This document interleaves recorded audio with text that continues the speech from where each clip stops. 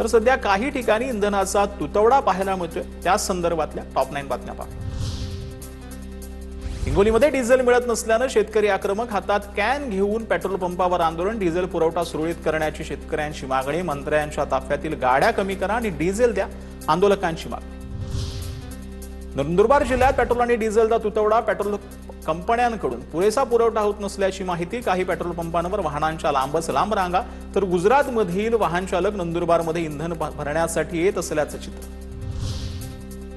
नाशिकमध्ये मालेगावच्या ग्रामीण भागातील अनेक पेट्रोल पंप कोरडे, तुटवड्याच्या शेती मशागतीच्या कामांवर परिणाम। फक्त शहरातीलच पेट्रोल पंपांवर डिझेल पेट्रोल उपलब्ध। परभणी शहरामध्ये अनेक पंपांवरील पेट्रोल डिझेलचा साठा संपला। पंप चालकांवर पंप बंद करण्याची वेळ, वाहनधारकांचं मोठे हाल झाल्याचं पाहिलं। वाशिम जिल्ह्यामध्ये सलग तिसऱ्या दिवशीही पेट्रोल आणि डिझेलचा तुटवडा। शेतकरी डिझेल घेण्यासाठी कॅन घेऊन पेट्रोल पंपावर रांगा लावत असल्याचं चित्र। डिझेल उपलब्ध नसल्यानं रिकाम्या हाती परतण्याची वेळ।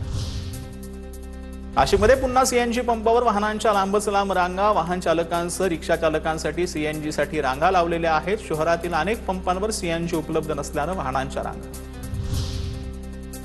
रत्नागिरीमध्ये जिल्ह्यामध्ये तिसऱ्या दिवशी देखील सीएनजी गॅसचा तुटवडा। पहाटेपासून सीएनजी मिळावा यासाठी सीएनजी स्टेशन बाहेर वाहनधारकांच्या रांगा। ऐन पर्यटन हंगामामध्ये सीएनजीच्या तुटवड्यामुळे पर्यटक हैराण।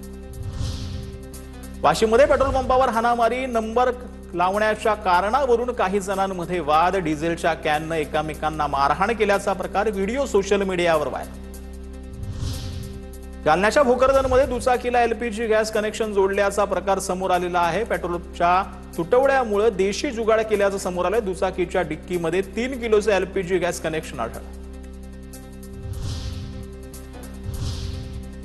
सगळ्यात महत्त्वाच्या टॉप 9 पुण्यामध्ये इंधन दरवाढी विरोधात मनसेनं आंदोलन केलं। बैलगाडी घेऊन मनसे कार्यकर्ते रस्त्यावर उतरले होते। आक्रमक झालेल्या मनसे कार्यकर्त्यांना पोलिसांनी ताब्यात घेतलं। सोलापुरात युवक काँग्रेसच्या भाजप कार्यालयावर मोर्चा। नीट पेपर फुटी, इंधन दरवाढी विरोधात काँग्रेसचा मोर्चा। प्रणिती शिंदेंवरील वादग्रस्त वक्तव्याविरोधातही मोर्चा। बीडमध्ये भर रस्त्यामध्ये तरुणांनी थोबाडीत मारल्यानं तरुणाची आत्महत्या। अपमान सहन न झाल्यानं तरुणाची गळफास घेऊन आत्महत्या। बीडच्या मोहामधील धक्कादायक घटना समोर।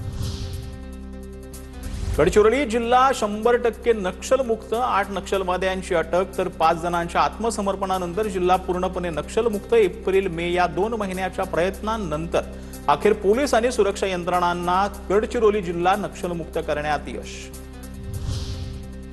उन्हाळी सुट्ट्यांमुळे पर्यटन स्थळावरती मोठी गर्दी। सिंधुदुर्गमध्ये झीप सायकलिंगला पर्यटकांची पसंती, तर महाबळेश्वरच्या वेण्णा लेक जवळ पर्यटकांकडून घोडेसवारीचा आनंद। हिंगोली एसटी बस स्थानक आणि शासकीय कार्यालयातील हिरकणी कक्ष कुलूप बंद। हिंगोली जिल्ह्यातील स्तनदा या मातांची गैरसोय पाहायला। राज्यामध्ये शेतकऱ्यांना अजूनही एफआरपीचे पैसे मिळेनात। 96 जवळपास साखर कारखान्यांनी 1303 कोटी रुपये थकवले। 14 दिवसांच्या आत शेतकऱ्यांना पैसे देणं बंधनकारक असूनही साखर कारखान्यांचं दुर्लक्ष। शिक्षक पात्रता परीक्षेचं प्रमाणपत्र वाटप 18 मे पासून होणार। परीक्षा परिषदेकडून उमेदवारांची मूळ प्रमाणपत्र शिक्षणाधिकारी कार्यालयाकडे सुपूर्द। पंढरपूरमध्ये विठ्ठल दर्शनाच्या नावाखाली काळा बाजार झाल्याचा आरोप। दर्शनासाठी प्रति व्यक्ती 200 रुपये घेत असल्याचा कथित ऑडिओ क्लिप समोर। ऑडिओतील आवाज पंढरपुरातील एका कथित समाजसेवकाचा आहे का, असा प्रश्न विचारला जातो।